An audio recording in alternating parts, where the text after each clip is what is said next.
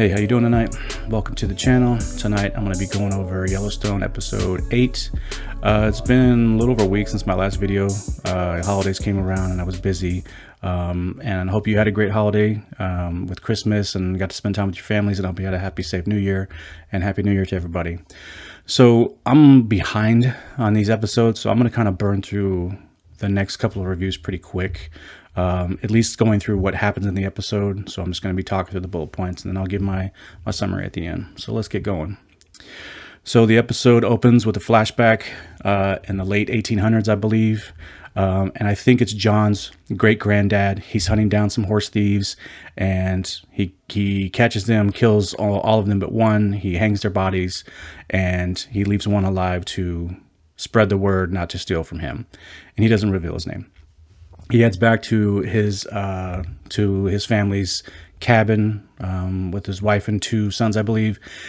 And he notices that his wounds are all of a sudden worse than what he thought, and it didn't seem to fit. It was just kind of weird that he gets home and then realizes how bad his wounds are. And I believe he dies. He goes inside, the door shuts, his wife screams.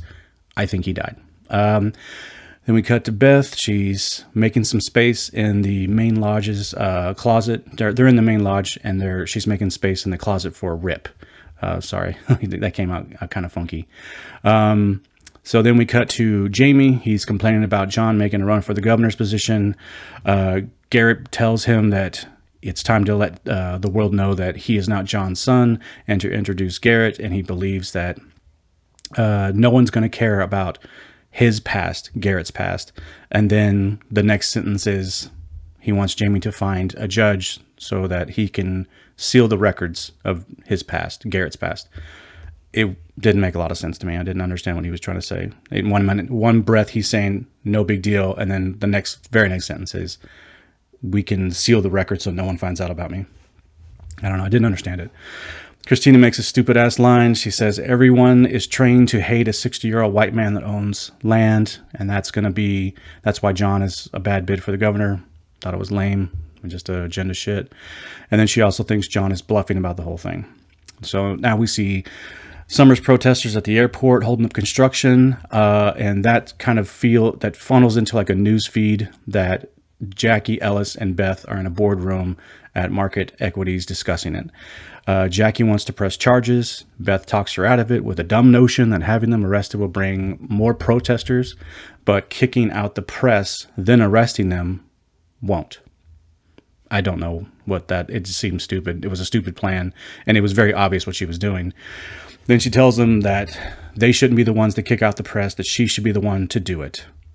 I don't know why. That makes no sense. Anyone in that boardroom having to go to the airport to kick out the press makes no sense. There's a huge corporation. They can have plenty of people do that for them. And I don't understand how they didn't see that. So now we see Jimmy working with the Sixes. He gets asked out by Emily when he gets back to the ranch after his days of work. It was nice to see Jimmy working on the ranch with the Sixes. It was kind of cool. Jimmy and Emily have a nice scene, and they kind of have a nice little funny scene where he takes her seriously about taking a shower in the horse stall when actually she didn't mean that. It was cute. Nice scene. I like the chemistry. Back to the airport, Summer she's on her bullhorn, hyping up the protesters, and then Beth drives up. So Beth kicks out the news crews, and then she pulls one of the female reporters aside and lets her know to keep the truck packed, and she takes her card and says basically she'll let her know if anything comes up. It's fucking stupid. It was just dumb. Jimmy and Emily are then having dinner at like a restaurant or cafe or whatever, and we see them getting to know one another. I thought it was kind of nice. Then Jimmy takes her home, and they have another cute scene where they're flirting. They finally break the ice. They kiss. Boom. They get down to business.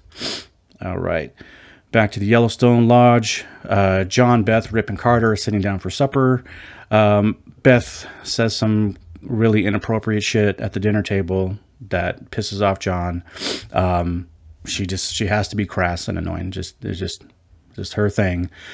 So she storms off, and Rip calls her out for being. He calls her out and says, "What kind of childhood bullshit are you working out at the dinner table?" Which I thought was a great line from him. And she says, "Fuck" a bunch of times, and is basically complaining about having a nice dinner and a nice table to eat at, and that it's a bad memory for her because they were faking it their whole lives. Wow. Okay. So then Rip suggests that they eat at the table that's kind of in the living room. It's a smaller dining table, and Beth says okay and acts like an adult. Good for her. So we cut to Casey sitting on the porch of his ranch or his home. He's watching a wolf like on the other side of the fence, and he calls Mo, and Mo tells him not to shoot it. And Casey says he'll shoot it if he attacks their horses. And Mo says if he attacks the horses, it's a test. And if he shoots it, Casey fails the test. I was like, what? Okay. It did make sense. It was kind of silly. So next we see Tate. He's in the bathtub. He's like 12 years old, and Monica just walks in and stands over him. He's naked. I just thought it was a really awkward and weird scene.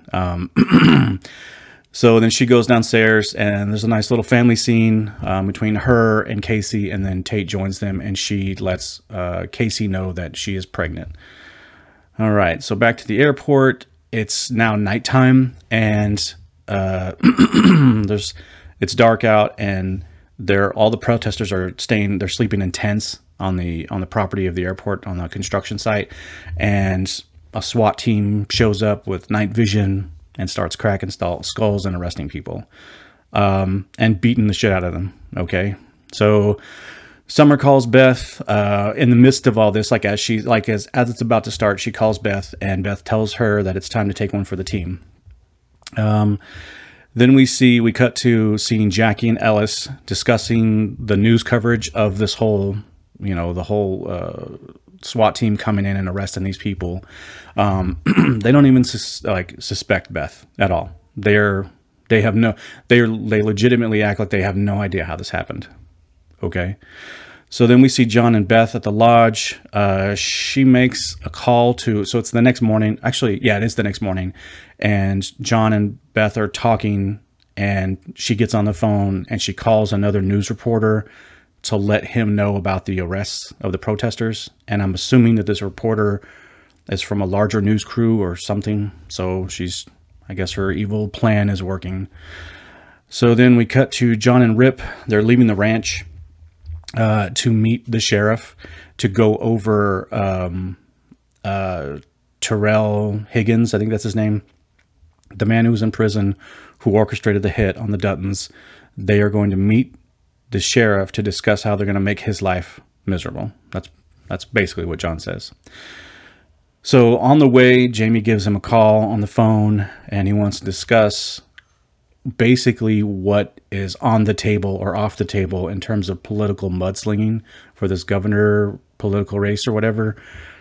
It was kind of a lame back and forth. Nothing was really accomplished. He basically calls him, and John just blows him off. So, okay. So they get to the cafe, and as they're walking up, Rip notices that something's off. He sees everyone's not eating. Everyone just they're staring straight ahead, and there's some men that are robbing the place with the sheriff in the cafe. So John and Rip, they pull back, they get some guns, they go into the back door, wipe the guys out. And the sheriff pulls his gun and all the firing. Sheriff pulls his gun and exchanges fire with one of the guys. He gets shot, and he gets killed. John, before he dies, John helps him to try to call his daughter on the phone. She gets on the phone, and he doesn't even get much of a sentence out to her. So it was kind of a pretty intense scene. I thought it was a good scene, and I don't really care for the sheriff. He's just been there. Hasn't been any sort of a prominent character. We don't really know shit about the guy, but it was still pretty touching scene. I thought it was sad. And then roll credits. That was the end of the episode. So this episode I thought was decent. After what we saw in last episode, I thought this one just kind of went back a step in terms of the stupidness of the writing. it wasn't garbage. The whole episode wasn't trash, but it had its issues that I just couldn't really, I don't know. I wasn't really into this episode. The opening flashback I thought was really cool, but it didn't. And I think at the end of the episode where they have the shootout in the cafe, maybe they were trying to connect that flashback to what's going on right now, but I just didn't see the connection. So I felt it was a cool scene. It just didn't really fit the episode to me anyways. The scene with Jamie and Garrett and Christina, I thought was dumb. The whole thing was dumb. And it did not make sense to me of when Jamie is actually telling Garrett that we can't let your history get out. And in one breath, Garrett says, let them find out. He doesn't care. It's time for the world to know. And in the very next sentence, he says Jamie needs to find a judge that he can seal the records of Garrett's past. Okay, I just didn't understand. And then Garrett does make a point. One part that I did like was the point about the bodies that John has buried. And there are a lot. So I'm wondering where that's gonna lead to, because we've seen the border to Wyoming is where they basically go and kill people, throw them off a cliff. And that's been going on since the very first episode of season 1. And I'm just curious, like, what's going to happen there? Is that going to come to light now? Because that could be very damning for John and just the whole family. So I'm curious that when he brought that up, that was the one thing I did like. Christina's statement. So it's just so fucking annoying.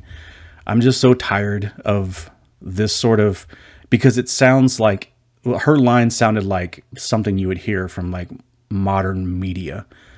And come on, the media, this is the type of shit that is spoken just to sort of, get people, bitter.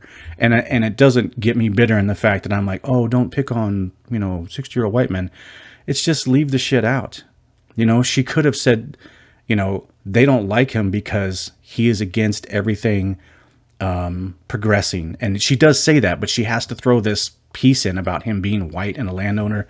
I just thought it was dumb. And the idea too is, that she thinks that he's bluffing, that he could have had this position at any time and he's bluffing now. I don't know. I thought that was kind of pretty ignorant. Like, I don't know why you would think that he's bluffing, because if he wins the race, he becomes governor. So, like, what does he expect Jamie to drop out and then he drops out? I think that's what they were talking about, but I don't know. I just thought it was kind of silly. So the whole protester saga, I thought, was stupid. It was so stupid. So from the beginning, when Beth brings Summer into she fills her in on what's going on with the airport. I don't understand how that was like some secret news. It's a big construction site. It's not like it's small. They're building an airport. They're not building a house. So it was just weird how that even happened. But okay, I was like, all right, she's going to use Summer and to sort of thwart the construction and sabotage the company that she's working for, which is what she said she was going to do. But when she is in the boardroom explaining why that it's best to kick the news reporters off the site and then go in to arrest them. So, because if they do arrest them in front of reporters, then they'll go back and tell the protesters will go back and Facebook their friends or whatever she said in New York. And then that will bring more protesters and you're going to have a major problem. How does that change whether there's reporters there or not? Wouldn't they still do the same thing? And it seemed like such an obvious plan that she was working against them, and they just blindly just like went along with it. And she kept throwing out like you know, Ellis made a stupid comment about, well, the New Yorker in me doesn't think that that's right. And she's like, well, you're not New York. Your instincts mean shit here, buddy. And it's just, it was such a stupid back and forth line. It was like, first of all, why would he say that? Why can he just say instincts? But it was just a line for him to set up her to tell him that he is wrong because he's not in New York. It felt so, it just felt like lazy writing. The dialogue was just lame in this. A lot of this episode, I thought the dialogue was just bad. And then when she says that kicking out the press should be done by her, why her? It's like it's not like Beth is this big celebrity and that her showing up, everyone there is going to know her. It didn't make any sort of sense. They could have sent a team of security just to go escort the reporters off of the property. They don't have any right to be there. No one does. It's private property. It just, the whole plan that her showing up, it was just her doing that was just so that we could see her talk to a reporter and tell her to come back and don't unpack the truck. I thought it was bad. And then the other thing too was the SWAT team showing up to arrest the protesters while they slept. It was like this, you could see what they were doing. It was like, oh, the peaceful protesters were asleep in their warm beds in the tents, and then the evil SWAT team shows up and starts beating everybody. I see what you're doing, Yellowstone. It's very obvious. And it's more agenda shit. And the other thing too was the next morning when Beth wakes up and she's talking to John and she gets on the phone in front of him, she calls a reporter, and it was just weird because I don't recall this, and I have forgotten things about the show because it's been going on for a few years now, but I don't recall her ever having some big hookups in the media and like knowing reporters and using reporters to her advantage. So it was just weird that she makes one phone call and then that's her master plan. Everything was just so simply laid out. It was like no work was done. It felt like extremely lazy writing for Summer and the Protesters. That sounds like a band's name, Summer and the Protesters. That sounds funny. I just thought the whole thing with Beth and the protesters and everything, I thought and that was a big part of the episode, which means a lot of this episode was just kind of annoying to me. The things that I did like was the Jimmy and Emily stuff. Their relationship seems, they've cast those two really well. They're working really well on the scene together. The interaction feels organic, and the dialogue was pretty strong. It wasn't perfect, but it was pretty strong. You could feel that they were flirting. There was some chemistry there. So I liked it. The only thing I didn't like was the fact that we are on episode 8 and we are now getting Jimmy as an actual Sixer or Sixes, whatever they call themselves, worker. Like he's becoming a cowboy. And I don't know. The only thing it shows, the only thing that the Sixes versus the Yellowstone, the only contrast really is that the Yellowstone is full of fucking drama and that the Sixes are like real cowboys, really working, really getting shit done. That's the only real difference between the Yellowstone and the Sixes. And I guess that was the point, but they made it seem like the Sixes were the only way he can become a cowboy. It was like, well, run your ranch right, John. Like, the whole reason for him leaving, I thought was ridiculous. And then the fact that it took so long, it was like 3 episodes of Jimmy doing nothing. So I just wish that they could have really made him going to the Sixes, learning, and you just sort of going through his story would have been so much more impactful. But they just rushed it. I'm actually, I refer to that. They let it simmer for too long and nothing happened, and then they just rushed it along right the last 2 episodes. So I didn't, not really feeling that. But again, I still like their interaction. They are now a couple, so that's cool. The dinner scene with John, Beth, and Carter, and Rip at the dinner scene, the way she was acting, the way she threw a fit, and how she was just being so vulgar and crass just to get under John's skin. I don't know if the writers realize just how immature they're making her look. She looks like a child throwing a tantrum. When she flips out and starts cussing and insulting people, it just comes off extremely immature and not strong woman, which is what I think they're doing. I think that's the whole point, is that she's such a badass because she says fuck all the time and she's all about insults and talking shit. And it's like, okay, I can see a part of that being kind of a hard ass mentality, but she's I don't know, she just acts like a child. And I thought it was really cool that Rip called her out when Rip said, what type of childhood bullshit are you working out at the supper table? I was like, that was exactly what was going on in my mind. I'm like, geez, grow up. It was so stupid. So, and the good thing about that scene was Carter and John's, their little interaction was good. And when they all sat down at the table and Beth acted like an adult, it was like a switch got flipped and all of a sudden she was an adult now. And they had a good scene. They had a really good scene. So that whole dinner table scene was just it was like tacked on to make Beth seem really passionate about growing up in a nice home and sitting around a nice dinner table and having hot meals cooked for her every night. Like, it was just torture. Okay. So I don't know. I just thought it was lame. The closing scene, with the shootout, I thought it was a good scene. I liked it. It was pretty tense. Now this is just this is just a nitpick here. I understand. I'm not trying to tear down the scene, but I thought it was weird that we have a sheriff. He's sitting at the table and these men are holding the place up with guns and they don't disarm him. Like, if you knew someone had a gun and you were a criminal trying to, steal all the money and rob all these people, the guy with the gun and the handcuffs and the radio and the pepper spray and the taser, wouldn't you try to like incapacitate him in some way? So I don't know. I thought it was interesting. Like, he pulled a gun and exchanged fire and killed one of the guys. That was the only thing that bothered me. Outside of that, I thought it was a pretty emotional scene, and I thought it landed. Even though, like I said before, we don't really know the sheriff that well, but he has been a steady character from the beginning. So, but it's funny because the show does this thing where it's like they killed this guy off, but it was almost like they were afraid to really invest and write his character well enough, because they don't like killing characters that are prominent. They just don't. They proved that at the opening of the season. So, but again, I thought it was a good scene. Overall, I thought it was okay. I didn't think it was anything special. There was a lot that I thought was just really poor writing and lazy writing, and the dialogue was just really poor.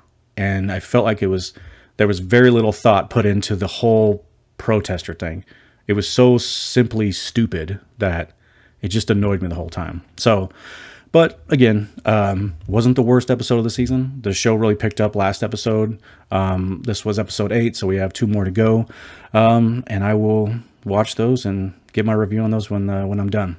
So I'm gonna wrap it up there. Hope you enjoyed the content. Hope you enjoyed the video. If you did, click the subscribe button. If you think somebody else might like it, you think that I respected your time and I'll respect theirs as well, share it with your friends.